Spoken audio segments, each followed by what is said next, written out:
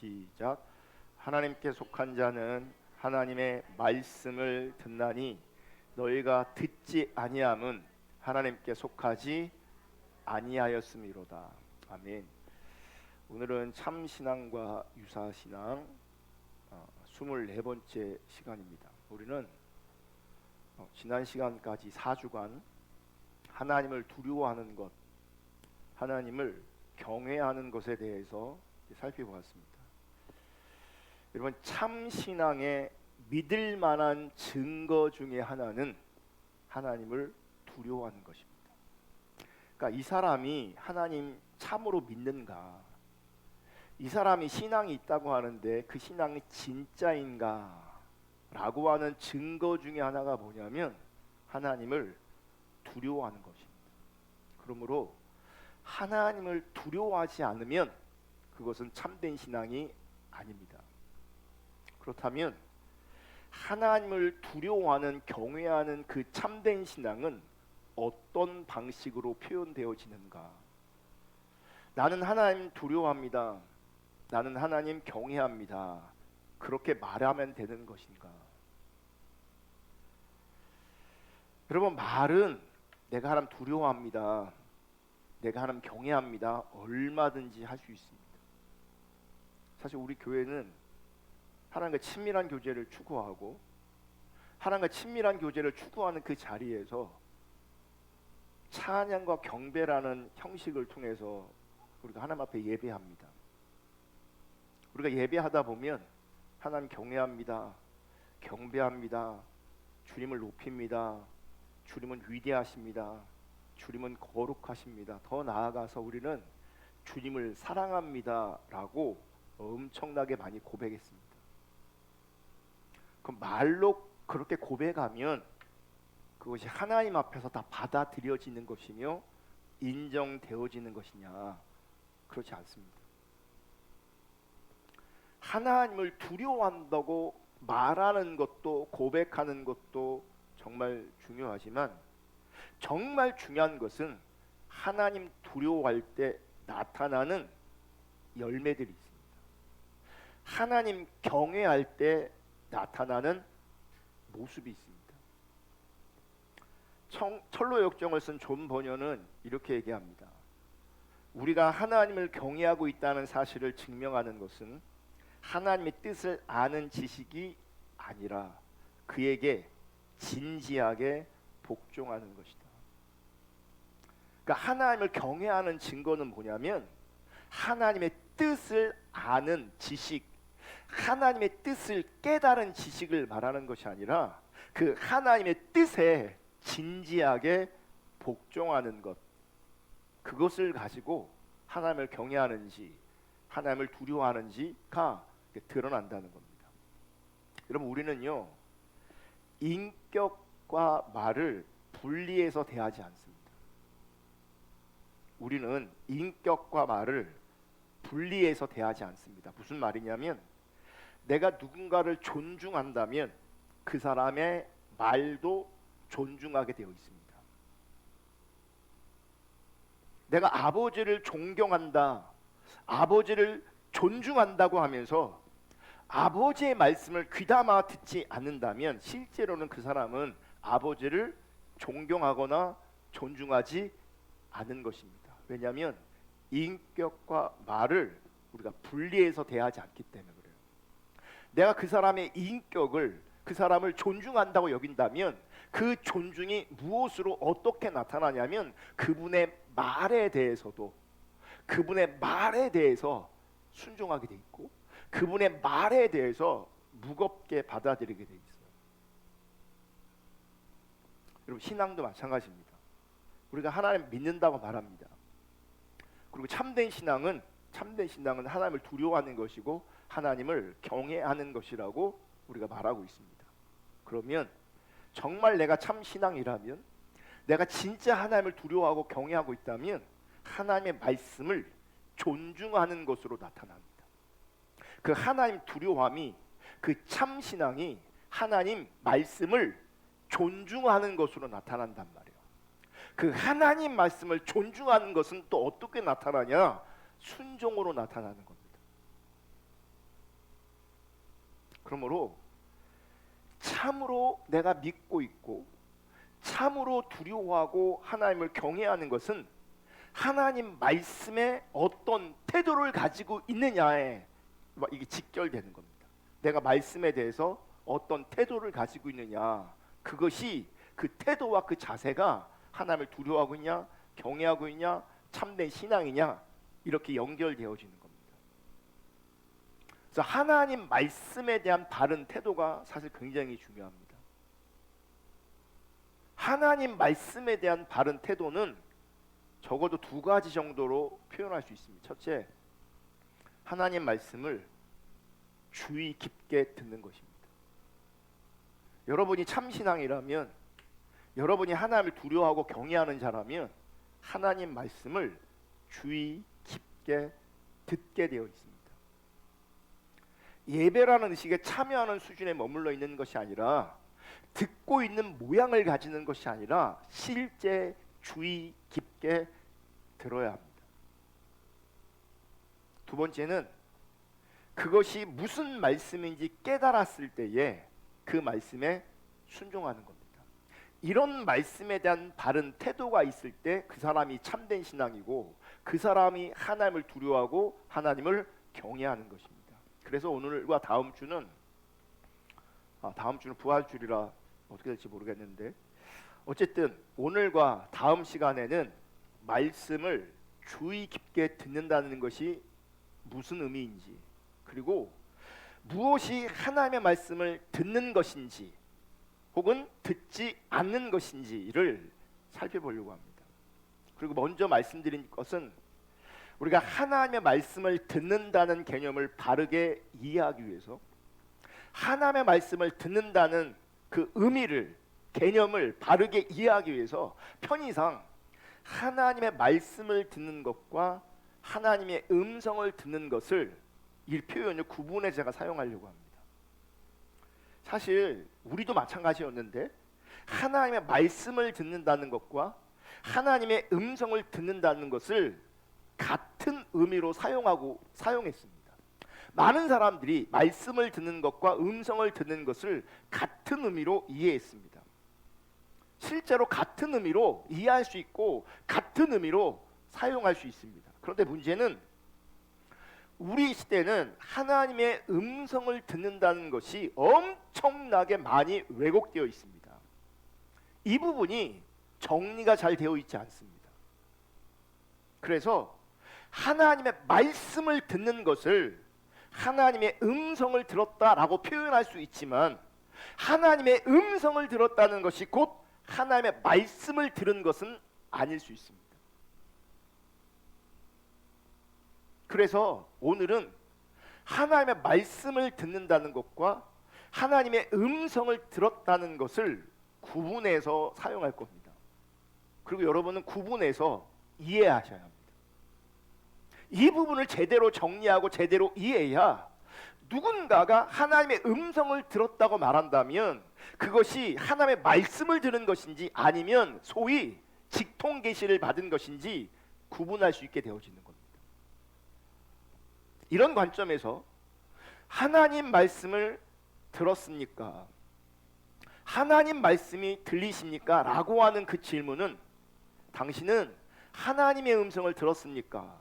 하나님의 음성이 들리십니까? 라고 하는 말과는 전혀 다른 것임을 여러분 미리 전제하셔야 합니다. 언제부터인가 하나님의 음성을 듣는 법이라는 책과 강의가 한국 교회에 이렇게 많이 나타나기 시작했습니다. 그래서 하나님의 음성을 듣는다는 그런 표현들이 어떤 사람들에게, 어떤 집단들에게는 그냥 보편적으로 사용되는 일상적 용어가 되었습니다. 그리고 많은 사람들이 사실 하나님의 음성을 듣고 싶어 합니다. 그래서 하나님의 음성을 듣고 싶으니 하나님의 음성을 듣는 법이라는 책과 강의들을 듣게 되는 거죠. 읽게 되는 거죠. 그런데 여러분, 하나님의 음성을 듣는다라는 말은 사실 신학적으로 굉장히 위험한 표현입니다. 신학적으로 하나님의 음성을 듣는다라는 그 말이 직통계시로 이렇게 인식될 수 있고, 여러분 직통 계시를 주장한다면, 직통 계시를 받았다면 지금 우리 시대는 직통 계시를 받는 그것을 이단시합니다. 그만큼 하나님의 음성을 듣는다 혹은 직통으로 계시를 받는다라고 하는 것이 얼마나 위험한 것인지를 우리가 알아야 합니다. 문제는 하나님 말씀과 참된 교리에 무지한 사람들과 하나님 말씀과 참된 교리의 무지한 공동체에서 하나님께서 말씀하셨다느니, 하나님께서 하나님의 음성을 들려주셨다느니 이런 표현들이 여과 없이 사용되고 있다는 겁니다. 지금도 많은 교회와 많은 목회자들이, 그리고 이런저런 단체에서는 하나님의 음성을 들었다고 하는 사람들이 엄청 많습니다. 그리고 하나님의 음성을 듣는 것을 훈련하기도 합니다. 그러니까 기도하다가 하나님의 음성을 들었어요. 인생 삶을 살다가 하나님의 음성이 갑자기 들렸어요. 이렇게 말하는 사람들이 있다는 거죠. 그리고 어떤 사람은 자신이 하나님의 음성을 못 들으니 이렇게 하나님의 음성을 듣는다고 하는 사람을 기대어서 그 하나님의 음성을 듣는 사람들의 인도를 받으려고 하는 사람들도 굉장히 많습니다.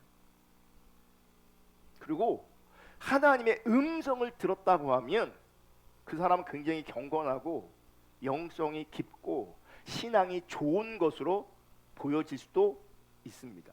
하지만 성경적으로 보면 실제로 하나님의 음성을 들었다고 하는 그것은 매우 위험한 말이 될 수 있습니다. 작년에 계엄이 선포되고 윤석열 씨가 파면되는 그 과정에서 하나님의 음성을 들었다는 이런저런 사람들이 많이 나왔습니다. 100번 양보해서 그들이 들은 것이 하나님의 음성이었다면 적어도 그 음성이 현실에서 맞아야 합니다. 다 틀렸습니다.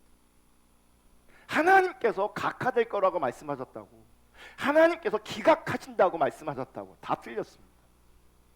이게 옳고 그름을 떠나서 하나님이 그에게 각하될 것을 말씀하셨다면 현실에서 각하로 나타나야 되는데, 기각이라고 말씀하셨으면 기각으로 나타나야 되는데 현실은 인용되었습니다. 그럼 그들이 들은 하나님의 음성이 뭡니까? 다 가짜예요. 그리고 그들이 들었다는 많은 하나님의 음성들이 가짜 뉴스를 토대로 음성이 들렸습니다. 가짜 뉴스를 토대로. 그러니까 그 사람들은 그것이 가짜인 것을 인식을 못했어요.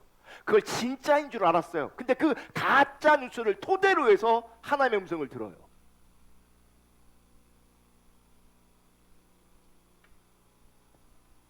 본인에게 어떤 식으로든 하나님의 음성처럼 들렸을진 몰라도 그것은 전혀 하나님의 음성이 아니었습니다. 여러분, 기독교는 전적으로 하나님의 특별 계시인 성경 위에 존재합니다. 우리 기독교 신앙은 은사 위에 존재하지 않습니다. 기독교 신앙은 어떤 현상 위에 존재하지 않습니다.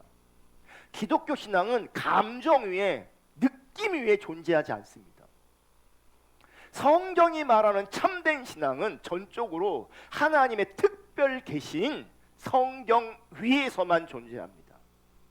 구약 시대에는 하나님께서 선지자들을 통해 말씀하셨고, 신약 시대에는 사도들을 통해 말씀하셨습니다. 그리고 그 모든 말씀이 성경으로 완성되었습니다. 성경으로 완성된 후 교회는 전적으로 이 성경에 기록된 하나님 말씀에 의존하여 신앙과 신학이 세워졌습니다. 그러므로 교회는 더 이상 새로운 선지자나 새로운 사도가 필요하지 않습니다. 그래서 우리 시대에 누군가가 나는 선지자다, 나는 사도다라고 말하면 그 사람 이단입니다. 사도적 신앙을 계승할 수도 있고 선지자적 신앙을 계승할 수는 있습니다. 왜냐면 같은 맥일 수 있으니까. 그런데 노골적으로 나는 선지자다, 나는 사도다, 누군가가 저 사람은 선지자다, 저 사람은 사도다라고 말한다면 정확하게 100% 이단입니다.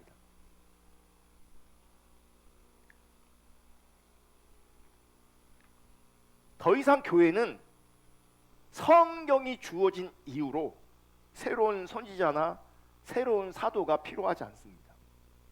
하나님께서는 선지자와 사도를 더 이상 보내지 않습니다. 왜냐하면 계시가 성경으로 완성되었기 때문에 그렇습니다. 그러므로 성경과 별개의 계시를 받는다고 말하거나 직통 계시의 필요성을 말하는 사람들을 이단으로 단죄하는 것은 가장 기본적인 이단 판별의 기준입니다. 그래서 한국 교회는 직통 계시 운운하잖아요. 이단입니다. 안 들켜서 그렇지. 왜냐하면 다 모든 사람을 검증할 수 없으니 안 드러나서 그렇지. 정죄를 안 받아서 그렇지.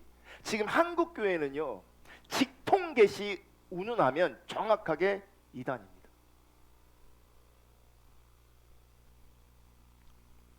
물론 하나님의 음성을 듣는다라는 표현을 하고 있다고 해서 모든 사람이 이단은 아닙니다. 그러니까 제가 서두에도 말씀드렸지만, 그래서 하나님의 음성을 듣는 거, 하나님의 말씀을 듣는다는 걸 제가 구별했단 말이죠. 근데 우리는 하나님의 말씀을 듣는 것을 음성을 들었다라고 표현하는 경우가 있단 말이에요. 그래서 음성을 듣는다는 표현을 한다고 해서 무조건 이단이고 무조건 잘못된 것은 아닐 수 있다는 거죠. 그 표현을 어떤 의미를 가지고 어떤 개념으로 그 표현을 쓰고 있느냐가 중요한 거예요. 하지만 보편적으로 하나님의 음성을 들었다라고 하는 방식은 굉장히 위험하다는 거예요. 왜 하나님의 음성을 듣는 것이 위험한가? 그 이유는 성령 하나님의 조명을 통해서 성경 말씀을 먼저 이해하고 그 성경을 통해서 성령의 조명을 가지고 자신에게 주시는 하나님의 말씀을 듣는 것이 먼저입니다. 그 부분이 먼저 우리 가운데 다루어져야 합니다. 그러니까 계시의 완성인 성경을 통해서 하나님의 음성을 들어야 된다고요. 그것을 우리는 말씀을 듣는 거다라고 이해하는 겁니다. 근데 말씀을 통해서 나에게 주시는 하나님의 말씀을 듣는 건 안 되는데 성경과 무관하게, 성경과 상관없이 순간적으로 떠오르는 어떤 감동들, 그림들, 그 어떠한 것들을 하나님의 음성으로 인정하기 시작하면 그 사람은 성경을 읽고 묵상하고 성경으로부터 주시는 말씀을 받는 것이 아니라 이 감동과 그림이나 음성 이런 걸 들으려고 매달리게 돼 있고 그런 걸 따라가게 돼 있어요. 그게 정확하게 신비주의인 겁니다. 이런 사람들은요, 별걸 다 하나님께 물어요. 별걸 다 물어요. 또 별걸 다 묻는데 또 신기하게 어떤 경우는 하나님께서 그들 가운데 어떤 감동을 주시고 음성을 주시는 것 같아. 그걸 따라갔더니 엄청나게 유익이 있어. 그럼 얼마나 재밌겠어요. 마트 같은 데 가면 주차 어렵잖아요. 그럼 이제 그 주차장 들어갈 때 기도하는, 하나님 어디로 가야 됩니까? 빈자리가 어디에 있습니까? 왼쪽으로 가야 됩니까? 오른쪽으로 가야 됩니까? 그 하나님이 빈자리가 왼쪽에 있다 그런 감동이 주어지는 거지. 왼쪽으로 가야겠다 이번에는. 갔더니 빈자리가 있어. 그럼 그거 하나님의 음성인 줄 아세요? 그거 하나님의 음성 아니에요. 만약 이런 식으로 하나님의 음성을 듣기를 원한다면, 그리고 실제 그런 식으로 하나님의 음성이 들린다고 한들 그건요, 신성 모독 정도로 하나님을 가볍게 여기는 겁니다. 하나님은 우리가 성경을 보면 영원하시고 무한하시고 전지하시고 전능하신 분입니다. 하나님은 창조주가 되신 분입니다. 우리랑 격이 다른 분이라고요. 그 격이 다른 그분이 내 주차자리 하나 마련해 주려고 왼쪽으로 가라 오른쪽으로 이거 말씀하시겠냐고요.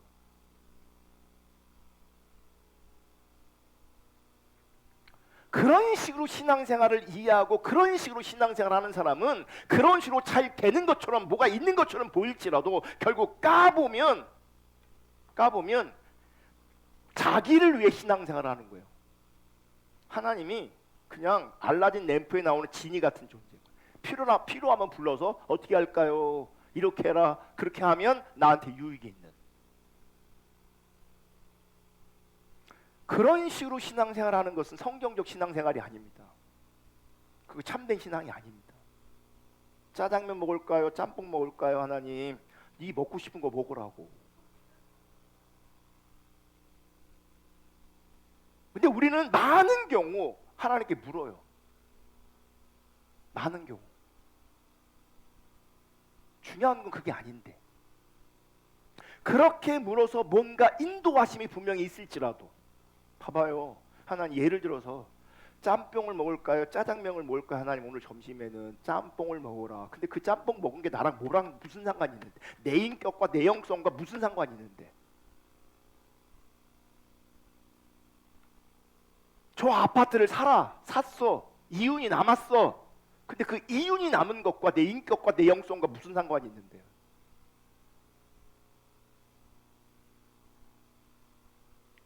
자기에게 유익이 있으면요, 그 유익된 자리에서 성경도 끌어들이고 음성 듣는 것도 끌어들이고 이것도 끌어들이고 저것도 끌어들이는 거예요. 그거는 성경이 말하는 참된 신앙이 아니에요. 이런 태도는 하나님을 두려워하거나 하나님을 경외하는 것이 아니라 자기의 사사로운 이익이나 호기심을 충족하려는 욕구로 하나님을 믿는 거짓 신앙으로 흘러가게 되는 거예요. 제가 금요일날 기도회를 마치고 어떤 일 때문에 외국에 있는 친구랑 통화를 했어요. 오늘 설교를 앞두고 그래서인지 모르겠는데 그 친구가 이런 말을 하는 거예요. 자기가 섬기고 있는 교회에 기도 많이 하는 권사님들이 있대요. 기도 많이 하는 건 참 좋은데 꼭 사고는 이 기도 많이 하는 권사들이 쳐요. 그분들은 설교는 들어요. 왜냐면 예배 시간에 참여하니까. 근데 설교를 끝나고 예배가 끝나고 예배하는 걸 얘기하는 걸 들어보면 전혀 설교를 안 들은 것처럼 얘기한대요. 제가 아까 서두에 그랬잖아요. 하나님의 말씀을 듣는다라고 할 때 말씀에 대한 바른 태도가 중요한 게 그 바른 태도 중에 하나가 뭐냐면 말씀을 주의 깊게 듣는 거라고요. 근데 이런 사람들의 특징은 뭔지 아세요? 말씀을 주의 깊게 안 들어요. 그냥 예배라는 의식에 참여해야 되니까 주일성 쇠야 되니까 그냥 앉아 있는 거예요. 목사님이 그날 목사님을 통해서 하나님께서 뭘 말씀하시는지 들으려고 하지 않아요. 그리고 들리지 않아요. 말씀이 남아있지 않으니 밥 먹을 때 예배 후에 뭐가 나오겠어요? 자기께 나오는 거죠. 그러니까 설교와 전혀 상관없는 얘기들을 하는 거예요. 오늘도 밥 먹을 때 엉뚱한 얘기하지 마시고 오늘 말씀을 통해 나에게 주신 하나님의 은혜들을 나눌 수 있기를 주님의 이름으로 축복합니다. 전혀 예배와 상관없이 말씀과 상관없이 주중에 있던 어떤 일들을 자랑하고 있다면 그거는 성경이 말하는 참된 신앙의 자세가 아니라고요.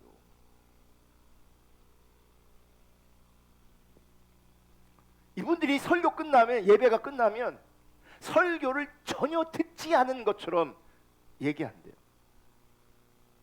그럼 그 사람들은 주로 무슨 얘기하냐? 꿈 얘기한대요. 꿈. 자신들이 꾼 꿈. 그러니까 하나님께서 자기들에게 꿈을 통해 말씀하신다는 거예요. 이런저런 감동을 주신다는 거죠. 문제는 뭔지 아세요? 그렇게 꿈으로 말씀하시는 그들, 이런저런 감동을 받는 그들은 굉장히 기복적이래요. 이 기복적인 신앙과 하나님의 음성을 듣는 것이 어떻게 조화로울 수 있겠어요? 그들이 원하는 음성조차도, 그들이 꾼다는 꿈조차도 결국은 이 기복적인 틀 안에서, 기복신앙 안에서 주어지고 있는 것들이에요. 많은 경우 꿈이든 뭐든 하나님의 음성처럼 들리는 많은 것들이 사실 하나님과 상관없는 것들이 너무 많아요.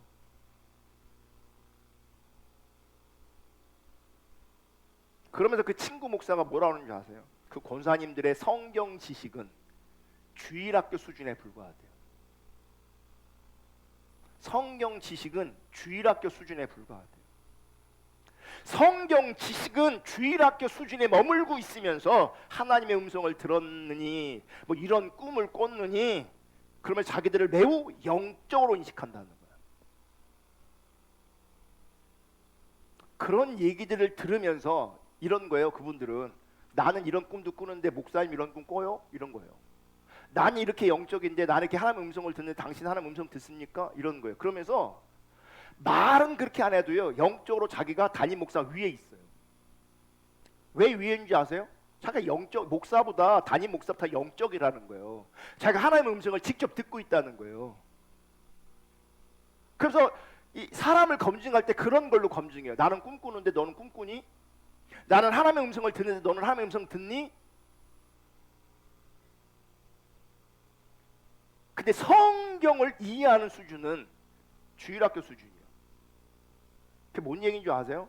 다윗, 아브람 이런 몇 사람만 알고 있는 거예요. 그냥 그분들 얘기를 듣고 있으면 너무 힘들대요. 그리고 어떨 때는요, 그런 얘기 듣고 있는 것이 역겹기까지 한대. 그러니까 성경과 전혀 상관없는 삶을 살면서 성경 지식은 수준 이하면서 하나님 음성을 듣는다고, 꿈꾼다고. 여러분, 하나님의 음성을 들었다고 하는 사람들이 있다면 그 사람이 진짜인가 그 사람이 가짜인가 분별하는 기준이 있어요. 아니, 하나님 음성을 들었다는데 우리가 그거 아니라고 말하면 그 사람 받아들이겠냐고요. 절대 안 받아들이거든요. 적어도 그럼에도 불구하고 나는 그 사람을 진단해야 돼요. 그럼 어떻게 진단하냐? 그 사람이 성경의 사람인가, 그 사람의 신학이 건강한가를 검증하셔야 돼요. 성경의 사람이 아닌데 건강한 신학교에 서 있지 않은데 하나님 음성을 들었다. 예, 이건 뭐 거의 다 그냥 가짜예요. 그냥 가짜예요. 가짜가 아니더라도 그건 온전한 신앙이 아니에요. 건강한 신앙이 아니에요. 성경에 대해서는 그냥 주일학교 수준인데 그런데 하나님의 음성을 듣는다. 그거 굉장히 위험한 겁니다. 그래서 하나님의 말씀을 듣는 것과 하나님의 음성을 듣는다는 것을 우리는 분명히 구분해서 이해해야 되는 겁니다. 참된 신앙은 이렇게 은사적으로 하나님의 음성을 듣는 게 아니고 신비적으로 하나님의 음성을 듣는 게 아니고 참신앙은 하나님의 말씀을 듣는 거예요. 하나님의 말씀을 듣는 거고 그 말씀을 듣는 것에 대해서 어떤 사람은 하나님의 음성을 들었다라고 표현할 수는 있지만 본질은 뭐냐면 하나님의 말씀을 듣는 거예요. 그러니까 하나님의 말씀을 들었습니까? 라고 하는 그 질문은 성경과 별개로 하나님의 음성을 듣는다는 말이 아니라는 것을 기억하셔야 돼요. 또 하나님의 말씀을 듣는 것을 우리가 이해할 때 어떤 사람들은 하나님의 말씀을 들었다라고 하는 개념을 설교를 듣는 개념으로 축소해서 이해하는 사람들도 있어요. 그러니까 말씀을 들었다를 어떻게 이해하는 거예요? 설교를 들었다, 성경의 가르침을 받았다를 하나님 말씀을 들었다라고 이해하는 거예요. 더 나아가서 어떤 사람들은 설교자의 말을 듣는 것까지도 하나님 말씀을 듣는 것으로 그렇게 받아들이는 사람이 있어요. 실제로 성경에는 설교자의 말을 들었던 사람들의 예가 나옵니다. 대표적인 게 누군지 아세요? 예수님의 예입니다. 주님은 산상수훈에서 설교하세요. 그러니까 산상수훈이 뭐예요? 산에서 설교한 내용이 산상수훈인 거예요. 예수님께서 말씀하셨고 예수님께서 가르치셨어요. 마태복음 7장 28절 29절. 예수께서 이 말씀을 마치심에 무리들이 그의 가르침에 놀라니. 자, 말씀을 전했어요. 그랬더니 무리들이 어떻게 반응합니까? 그 가르침에 놀랍니다. 29절. 이는 그 가르치는 것이 권위 있는 자와 같고 그들의 서기관들과 같지 아니함일러라. 지금 예수님의 설교 앞에 이런 반응이 나오는 거예요. 그러니까 보세요. 인류 역사상 가장 위대한 설교자가 있다면 누구겠어요? 가장 위대한 설교자 누구겠냐고요? 예수님이죠. 이 사람들은 지금 예수님께 직접 설교를 들었어요. 예수님의 설교를 직접 들으면서 그들은 예수님의 설교가, 예수님의 가르침이 특별한 권위가 있다는 것을 느꼈어요. 그동안 자기들에게 설교했고 그동안 자기들을 가르쳤던 기존의 서기관들과는 전혀 다르다는 것을 느꼈어요. 그런데 보세요. 그럼에도 불구하고 그들에게 하나님의 말씀이 들린 것은 아니었어요. 예수님의 설교는 분명히 들었지만 예수님의 설교를 통해서 하나님의 말씀을 들은 것은 아니라는 겁니다. 왜 예수님의 말씀을 들었는데 하나님 말씀을 들은 것이 아닌가? 그들은 예수님의 설교를 듣고 제대로 판단했어요. 놀라게 했어요. 놀랐단 말이에요. 하지만 그 말씀 앞에 돌이키거나 그 말씀 앞에 복종하지 않았어요. 듣긴 했어요. 듣고 반응했어요. 예수님 설교 다른데? 권위 있는데? 근데 돌이키거나 복종하지 않았어요. 그건 하나님 말씀을 들은 게 아니에요. 그냥 예수님의 설교를 들은 거예요. 그러니 설교를 들은 것이 꼭 말씀을 들은 것이다, 이렇게 연결되지 않는다고요. 오늘 이 시간에도 어떤 사람은 그냥 강요한 목사의 설교를 들은 것이지 하나님 말씀을 듣지 않는 사람이 있을 수 있어요. 그냥 강요한 목사의 설교만 들었다면 하나님의 말씀을 들은 것이 아니기 때문에 설교 들은 것은 여러분에게 사실 아무런 의미가 없습니다. 예수님의 설교를 들어도 사실은 그 예수님의 설교 앞에 그들이 반응했음에도 불구하고 예수님의 설교는 그들을 변화시킬 수가 없었습니다. 왜냐하면 그들이 그 예수님의 설교를 하나님의 말씀으로 듣지 않았기 때문에 그래요. 산상수훈을 통해서 예수님의 말씀을 들은 사람들은 그저 능력 있는 설교자의 설교를 들었을 뿐입니다. 오늘도요, 오늘날에도요, 설교를 평가하는 사람들이 정말 많습니다. 설교 평가할 수 있고 설교 비평할 수 있습니다. 어떤 목사님 설교 너무 좋아, 이분 설교 들어봐 너무 좋아, 이럴 수 있다고요. 좋은 설교인지 나쁜 설교인지 분명히 우리는 분별할 필요도 있습니다. 문제는 그들 가운데 들려진 그 하나님의 말씀 앞에 우리가 굴복하지 않는다면, 복종하고 순종하지 않는다면 그 사람은 하나님의 말씀을 들은 것이 아닙니다. 그냥 능력 있는 자의 설교를 들은 것이고 유명한 자의 설교를 들은 것이고 그냥 은혜스러운 설교를 들었을 뿐입니다. 설교를 들으면서 와, 이런 설교가 있다니, 정말 대단한 설교다, 이 목사님 정말 탁월한 설교자다, 그 반응이 내가 하나님 말씀을 들은 게 아니라고요. 그게 하나님을 두려워하거나 이런 반응들이 하나님을 경외하는 증거가 될 수 없다는 얘기예요. 우리가 하나님 두려워하지 않아도, 하나님 경외하지 않아도, 참신앙이 아니어도 이렇게 말씀을 통해서, 설교를 통해서, 가르침을 통해서 소위 말하는 은혜 받는 게 가능하다고요. 대단한 설교네, 권위 있는 설교네, 이게 가능하다고요. 그럼에도 불구하고 내 삶이 하나님 말씀으로 조정되지 않는다면 그건 하나님 말씀을 들은 것이 아니에요. 이런 경우도 있어요. 하나님 전혀 두려워하거나 경외하지 않는데도 설교하는 목사를 추종하는 사람들이 있습니다. 왜 추종할까요? 그분이 설교를 잘하는 거죠. 이분이야말로 우리 시대에 하나님 말씀을 전하는 사자다. 그래서 그 사람을 높이는 거죠.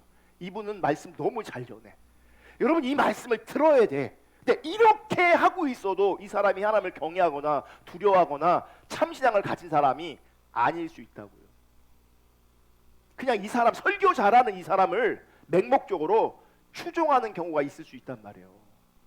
여러분이 삶이 안 변하면, 여러분이 참신앙이 아니면, 여러분이 말씀 복종하는 것이 아니라면 우리가 저든 누구든 그냥 그 사람을 추종하는 것이지, 그 메시지를 인정하는 것이지, 그게 하나님 말씀을 들은 것이 아니라고요.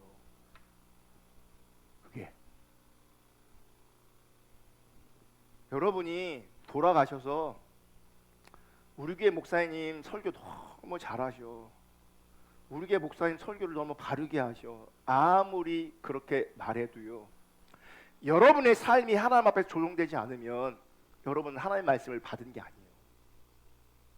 여러분은 하나님의 말씀을 들은 게 아니에요. 어떤 위대한 설교자를 추종하고 존경할 때에 그 추종하고 존경하는 모습이 신앙적인 것처럼 보일 수 있어요. 그럼에도 불구하고 그 사람은 전혀 하나님을 두려워하지 않고 하나님 경외하지 않고 참신앙이지 않을 수 있어요. 그러므로 그런 사람들은요, 아무리 열심히 교회를 섬긴다고 해도 하나님을 바르게 믿는 것이 아닙니다. 그들은 하나님을 경외함이 없는 경박함을 드러내는 것이고 자신의 거짓 신앙을 드러낼 뿐입니다. 우리 시대에 광장에서 어떤 거리에서 누군가를 선지자로 인정하면서 그분의 말씀을 하나님 말씀처럼 받는 사람들이 있는데 그거 전혀 하나님 경외하는 거 아닙니다. 그냥 그 사람을 추종하는 겁니다. 맹목적으로 그 사람을 추종하는 겁니다. 소경이 소경을 인도하면 둘 다 망하는 겁니다. 에스겔 33장에 보면 하나님의 말씀을 듣는 것에 대한 부정적인 예가 나옵니다. 근데 이 부정적인 예가 사실은요, 인류 역사를 보면 보편적인 인간의 예입니다. 이게 저와 여러분도 해당될 수 있다는 걸 기억하셔야 돼요. 그리고 많은 경우 해당될 수밖에 없어요. 왜냐하면 인간은 타락한 존재이기 때문에 그래요. 이게 남 얘기하듯 남보듯 하시면 안 되고요, 정말 우리 시대에 내 모습을 발견할 수 있기를 주님의 이름으로 축복합니다. 에스겔 33장 30절, 인자야 내 민족이 담 곁에서와 진문에서 너에게 대하여 말하며 각각 그 형제와 더불어 말하여 이르기를. 지금 에스겔에 대해서, 에스겔 선자에 대해 사람들이 말하는 거예요. 자, 가서 여호와께로부터 무슨 말씀이 나오는가 들어보자 하고. 자, 봐요, 이 표현만 보면, 야, 우리가 에스겔 선자에게 가서, 에스겔 목사한테 가서 하나님 말씀이 뭔지 들어보자, 하나님께서 뭘 원하시는지 하나님 말씀을 들어보자, 이렇게 얘기하고 있어요. 이게 잘하는 거예요, 못하는 거예요? 잘하는 것처럼 보이잖아요. 31절, 백성이 모이는 것 같이 내게 나아오며 내 백성처럼 내 앞에 앉아서 내 말을 들으나. 누구의 말을 듣는 거예요? 에스겔의 말을 들어요. 근데 말은 들으나 그대로 행하지 아니하니. 이는 그 입으로는 사랑을 나타내어도 마음으로는 이익을 따름이라. 말씀을 들어야 해. 우리 함께 말씀을 듣자. 그래서 말씀을 실제로 들었어요. 근데 말씀을 들었는데 그대로 행하지 않아요. 왜 그러냐? 입술로는 사랑을 나타내. 은혜 받았어요, 그 말이 맞아요, 그 말이 옳아요. 그런데 보세요, 마음으로는 뭘 따라가는 줄 아세요? 이익을 따라가요. 이익을. 그러니까 말씀을 들어도 자기 이익과 합하지 않으면 그 말씀을 등지는 거예요. 말씀을 들어도 그 말씀이 자기한테 이롭지 않으면 그 말씀을 가볍게 여기는 거예요. 듣긴 들어요. 그리고 듣기를 원해요. 근데 결과론적으로는 안 들어요. 자기 이익을 구해요. 32절, 그들은 내가 고운 음성으로 사랑의 노래를 하며 음악을 잘하는 자 같이 여겼나니 내 말을 듣고도 행하지 아니하거니와 그 말이 응하리니 응할 때에는 그들이 한 선지자가 자기 가운데 있었음을 알리라. 이거를 세 번역을 한번 다시 볼게요. 너 사람아, 내 민족의 자손 모두가 담 밑이나 집 문간에서 내 이야기를 하며 누구 얘기를 하는 줄 아세요? 에스겔 이야기를 하는 거예요. 자기들끼리 모여서 에스겔 그 양반 설교가 좋다며, 말씀이 좋다며, 은혜스럽다며 막 에스겔 얘기를 막 하는 거예요. 우리나라도 그런 경향성이, 유명한 목사 있으면 자기들이 모여서 아무개 목사님 설교 좋다며 들어봐, 아무개 이런단 말이에요. 그러면 자기들끼리 서로 말하기를, 어서 가서 주님께서 그에게 무슨 말씀을 하셨는지 드러나 보자. 31절, 마치 호기심 많은 사람들이 무슨 구경거리를 보러 오듯이 너에게 올 것이다. 그러나 그들은 내가 하는 말을 듣기만 할 뿐 그 말에 복종하지는 않을 것이다. 그들이 입으로는 달갑게 여기면서도 맞다고 동의하고 아멘하고 막 그런단 말이에요. 달갑게 여기면서도 마음으로는 자기들의 욕심을 따르기 때문이다. 자기 이익을 따르고 자기 욕심을 따라가요. 32절, 그들은 너를 악기를 잘 다루고 듣기 좋은 목소리로 사랑의 노래나 부르는 가수쯤으로 생각한다. 그래서 그들은 내가 하는 말을 듣기만 할 뿐 그 말에 복종하지는 않는다. 듣기만 하지 절대로 복종하지 않습니다. 여러분, 들으면서요 은혜도 받아요. 들으면서요 눈물도 흘려요. 근데 결과론적으로 보면 순종하지 않아요. 복종하지 않아요. 33절, 그러나 내가 너에게 시켜서 한 그 말은 반드시 이루어진다.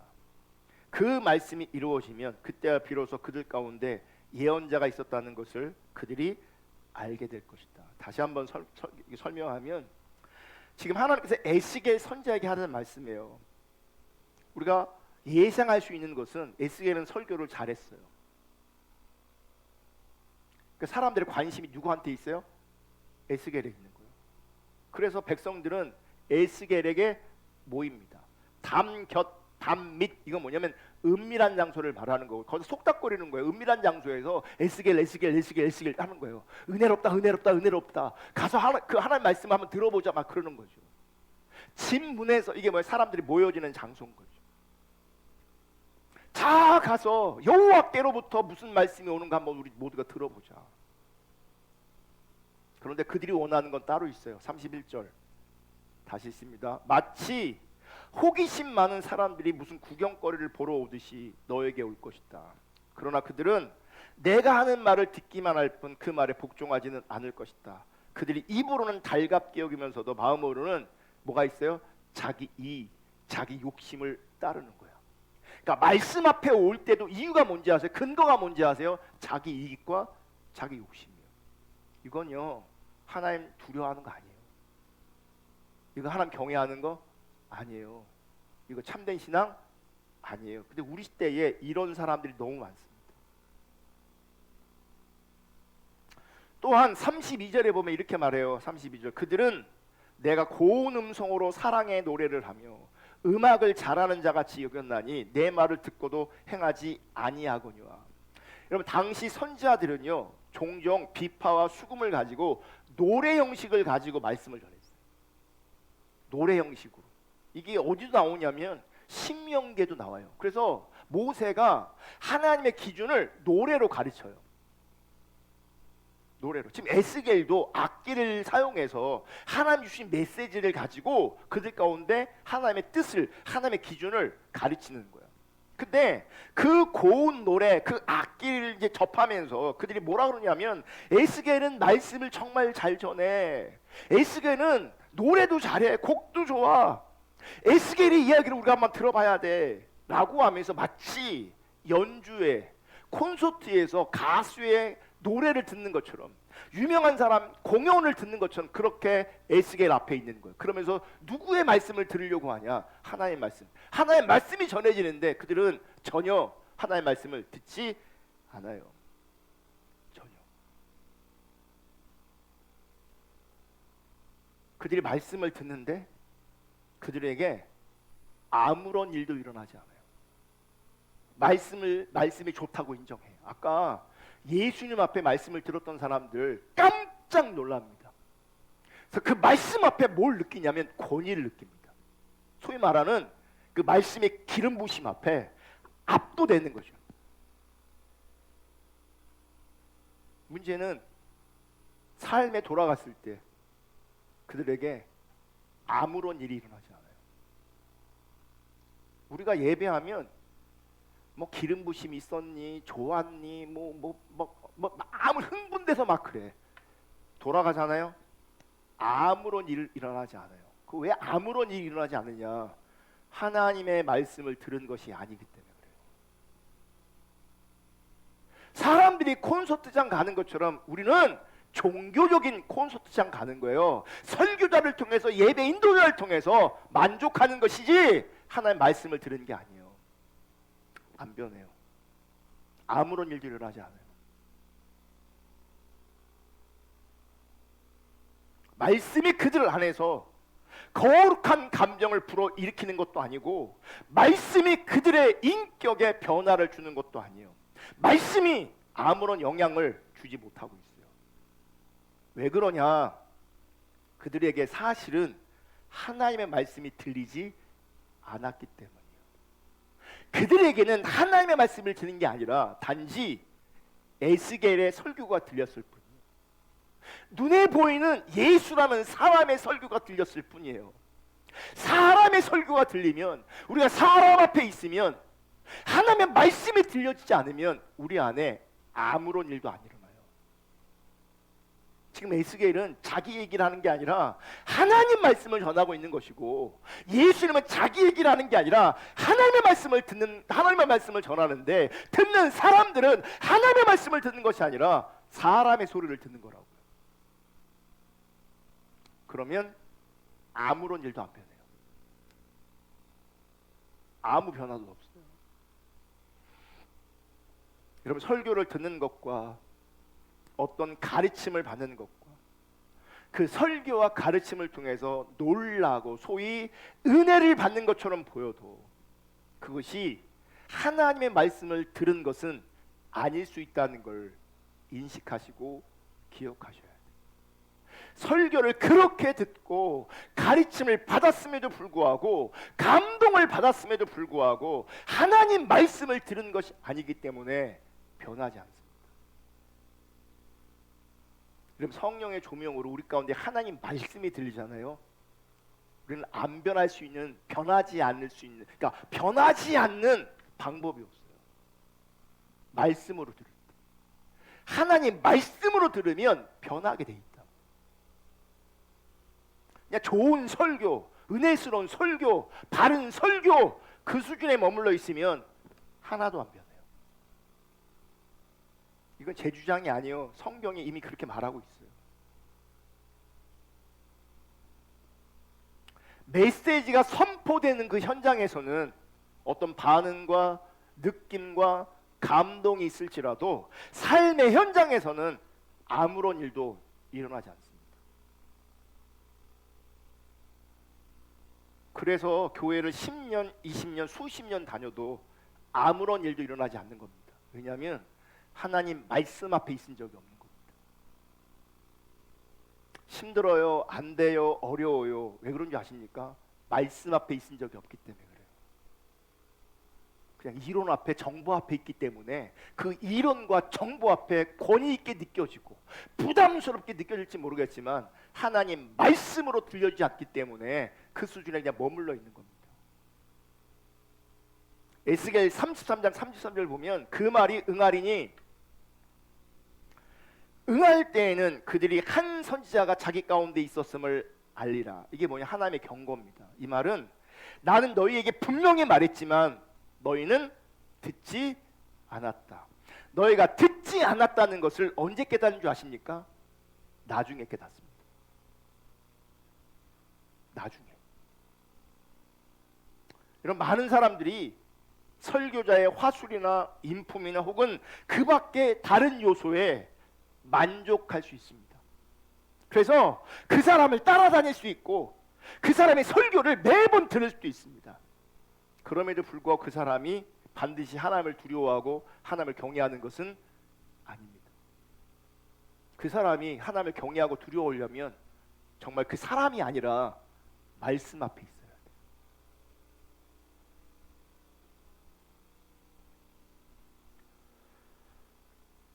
어떤 사람은 하나님의 말씀을 들을 때에 바르게 듣지 않으면서도 두려워하고 번민할 수 있습니다.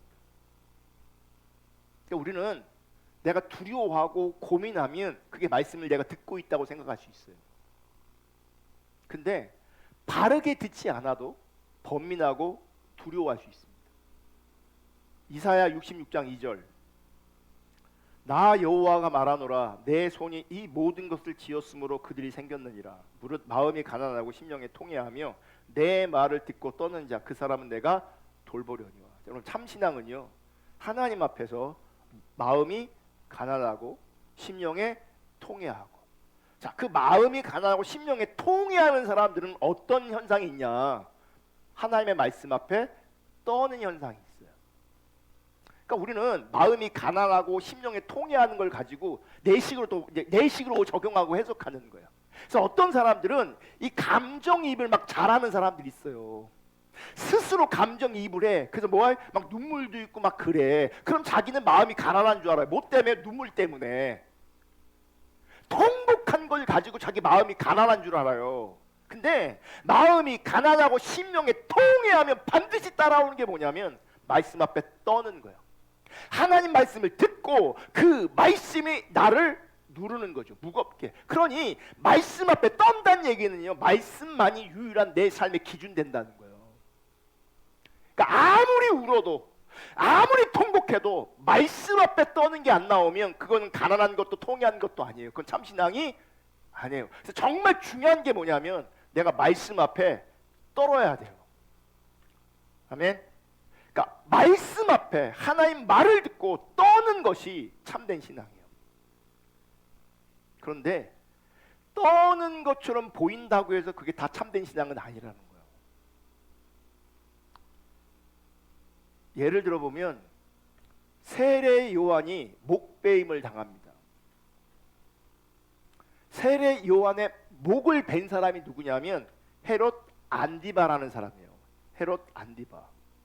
이 헤롯 안디바는요, 매우 잔인한 집안에서 자랐고 그 사람도 잔인한 인물이었습니다. 이 헤롯 안디바의 아버지가 누군지 아세요? 헤롯 대왕이에요. 똑같이 헤롯이라서 똑같은 사람이 아니에요. 헤롯 대왕이 누구냐? 예수님이 태어났을 때에 남자아이들 다 죽여버렸잖아요. 그게 헤롯 대왕이에요. 이 헤롯 대왕은 그 시대의 남자아이들 다 죽여버렸고 자기 아들까지도 죽여버린 사람이에요. 헤롯 대왕의 아들이 헤롯 안디바예요.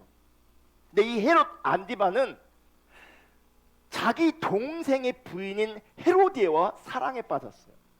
자기 동생의 와이프랑 사랑에 빠졌다고요. 이건 옆으로 가는 얘기인데 여러분, 사랑이라는 감정을 다 믿으시면 안 됩니다.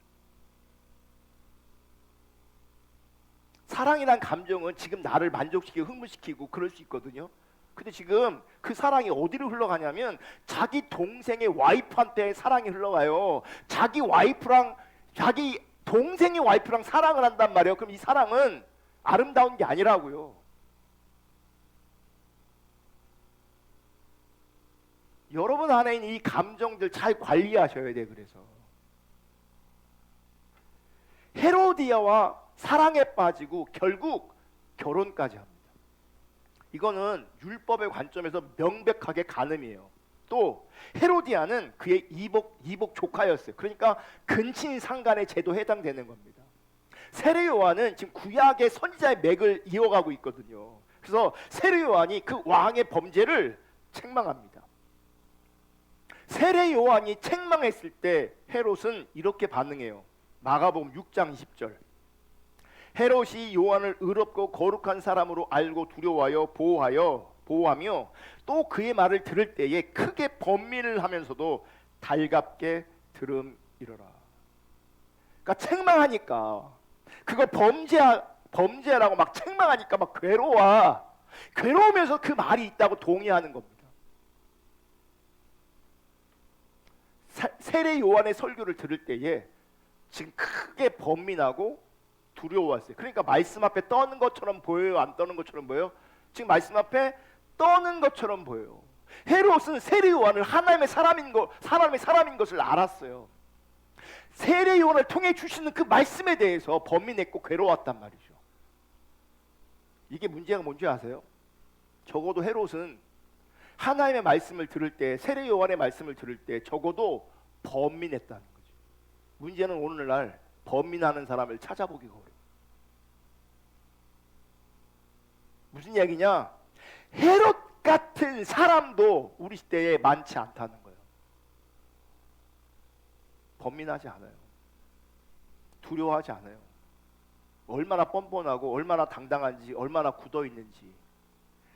범죄하고 있는 헤롯조차도, 이 악한 헤롯조차도 말씀 앞에서는 번뇌했다, 괴로웠단 말이에요. 오늘날은요, 듣는 순간 다 끝납니다. 기쁨이든 번민이든 그 이상의 반응이 이어지지 않습니다. 여기서는 어떤 저런 반응이 있을지 몰라도 돌아가면 아무런 일도 안 일어납니다. 왜 그러냐? 하나님 말씀 앞에 있은 것이 아니기 때문에 그래요. 이렇게 번민했는데, 이렇게 두려워했는데 헤롯은 결국 세례 요한의 목을 베버립니다. 번민하고 번민하는데 자기가 회개하면 되는데 회개를 선택하는 것이 아니라 자기에게 회개를 외치는 뭐예요? 그러니까 세례 요한을 목을 치면서 스스로 자유해지는 거예요. 이게 뭘 말하냐? 말씀 때문에 두려워하고 번민하긴 했지만 결국은 하나님을 두려워하거나 하나님을 경외한 것이 아닌 거죠. 여러분, 하나님 경외하셔야 돼요. 지금 헤롯은 인격적인 하나님을 경외하는 게 아니라 그 죄에 대한 결과를 두려워하는 거예요. 그 죄에 대한 결과를 두려워하다가 번민하다가 회개하는 게 아니라 세례 요한을 죽여버리는 거예요.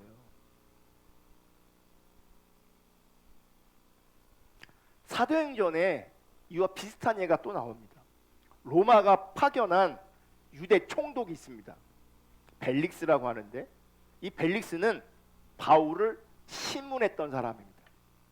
벨릭스는 예루살렘에서 동족들의 고소로 붙잡힌 바울을 조사합니다.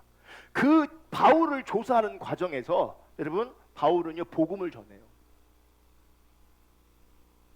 여기서도 여러분 보세요. 바울처럼 어딜 가나 누굴 만나나 복음을 전하셔야 돼요. 지금 자기는 조사를 받고 신문을 받고 있는데 신문 대상자에게 바울은 복음을 전하고 있어요. 놀랍지 않습니까?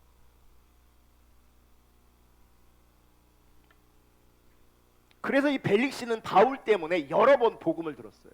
그리고 이 벨릭스의 아내가 있는데 이 사람의 이름이 루루실라인데 이 사람이 유대인이에요.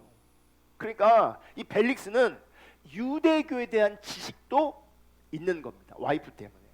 그래서 이 바울을 불러다가 함께 성경 공부를 한 거예요. 이 벨릭스가 성경 이렇게 얘기해요. 사도행전 24장 25절. 바울이 의와 절제와 장차 오는 심판을 강론하니 벨릭스가 두려워하여 대답하되 지금은 가라. 내가 틈이 있으면 너를 부르리라.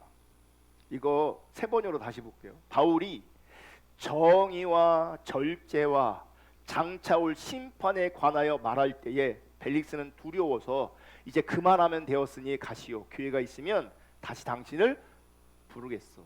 이러면서 이런 과정을 몇 번 거치면서 여러 번 복음을 전하고 여러 번 성경을 가르치는 시간들이 있게 되어지는 거예요. 근데 보세요. 벨릭스의 말씀을 들으면서 두려웠어요. 바울의 말씀을 들으면서 바울의 복음을 들으면서 두려웠어요. 두려웠는데 문제는 뭐냐면 그 이후에 결단하지도 순종하지도 않았어요. 두려웠는데 하나도 안 변했어요. 그 하나도 안 변한 게 어디서 나타나냐? 조금 전에 25절 읽었잖아요. 26절. 동시에 그는 바울에게서 돈을 받을까 하고 은근히 바랐다. 그래서 그는 바울을 자주 불러내어 이야기를 나누었다. 말씀을 들을 땐 두려워. 근데 왜 자꾸 그 바울을 데리고 오냐? 들을 때는 성경 얘기를 듣고 복음을 듣고 복음을 들을 때는 두려운데 실제 그 중심에는 뭐가 있는 줄 아십니까? 돈 받으려고, 뇌물 받으려고. 말씀을 들을 때는 두려운데 실제 그를 움직이는 건 뭐냐면 돈이에요.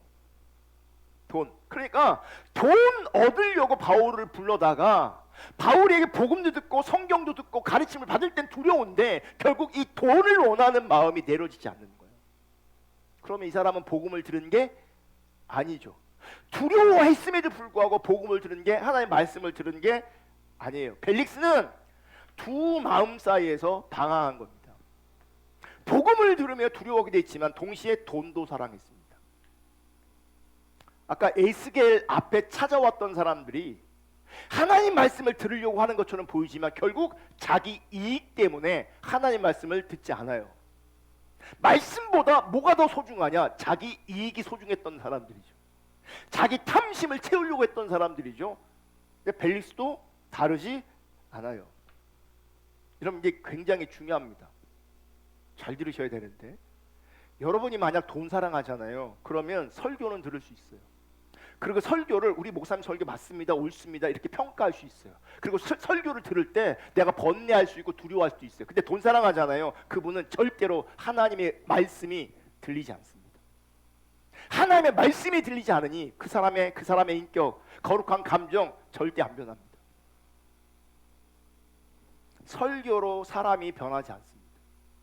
하나님의 말씀이 들릴 때 그 사람이 바뀌는 거예요. 근데 돈 사랑함이 있잖아요. 자기 이익을 구하잖아요. 자기 중심성을 부인하지 못하잖아요. 그 얘기는 하나님의 말씀이 들리지 않습니다. 설교는 들립니다. 가르침은 들립니다. 근데 하나님 말씀이 들리지 않습니다. 하나님 말씀이 들리지 않으면 이 땅에 최고의 설교자가 설교해도 안 들립니다. 예수님 설교도 안 들렸어요. 그들에게는 권위 있게 들었어요. 두려웠어요. 번뇌했어요. 근데 그 삶은 하나도 안 변했어요. 디모데전서 6장 10절 다시 있습니다. 시작.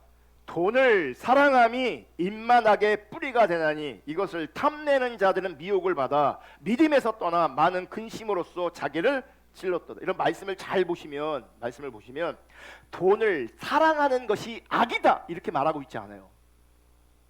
돈 사랑하는 것이 악이다 말하는 게 아니라 성경을 보시면 모든 악이 돈을 사랑하는 데서 나온다 이렇게 돼 있어요. 돈을 사랑함이 일만하게 뿌리다. 그러니까 어떻게 드러나든 상관이 없어요. 그 사람이 돈을 사랑하면 그 돈 사랑함이 모든 악과 연결되어 있는 거예요. 모든 악의 뿌리에는 뭐가 있냐면 돈 사랑함이 있어요. 이게 왜 문제냐? 여러분, 돈을 사랑한다는 얘기는요, 돈에 묶여 있다는 얘기고 돈의 종으로 내가 존재하고 있다는 얘기예요. 그러면 그 상태에서는요 하나님 말씀이 안 들려요. 설교는 들려요.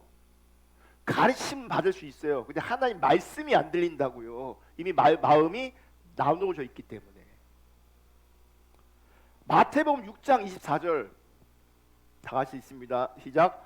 한 사람이 두 주인을 섬기지 못할 것이니 혹 이를 미워하고 저를 사랑하거나 혹 이를 중히 여기고 저를 경히 여김이라. 너희가 하나님과 재물을 겸하여 섬기지 못하니라. 하나님과 돈을, 하나님과 재물을 겸하여 섬길 수가 없습니다.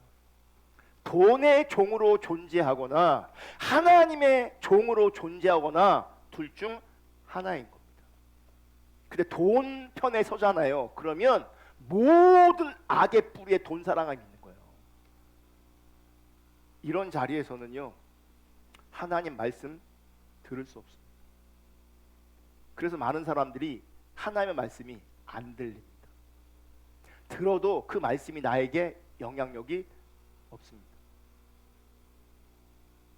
자기 유익을 구하는 자들, 자기 이익을 구하는 자들, 그래서 사적인 삶에서 공적인 삶으로 넘어가지 못하는 사람들, 하나님 말씀이 들려지지 않습니다.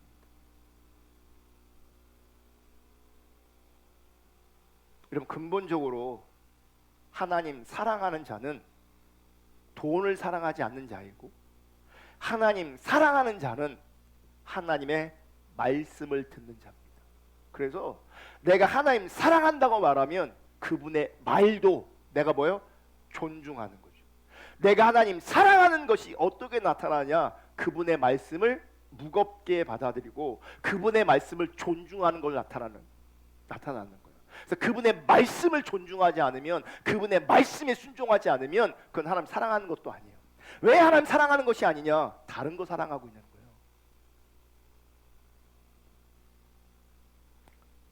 하나님 말씀을 듣는 사람이 돈보다 하나님을 더 사랑하는 사람이고, 돈보다 하나님을 더 두려워하는 사람인 겁니다. 헤롯 안디바나 벨릭스와는 반대로, 여러분, 하나님의 말씀을 들으면서 번뇌하거나 두려워하는 것이 아니라, 어떤 사람은 말씀을 들으면서 기뻐하는 사람도 있어요. 말씀을 들으면서 기뻐해요. 그런데 그 말씀을 들으면서 기뻐하는 것도 하나님의 말씀을 듣는 것이 아닐 수 있어요.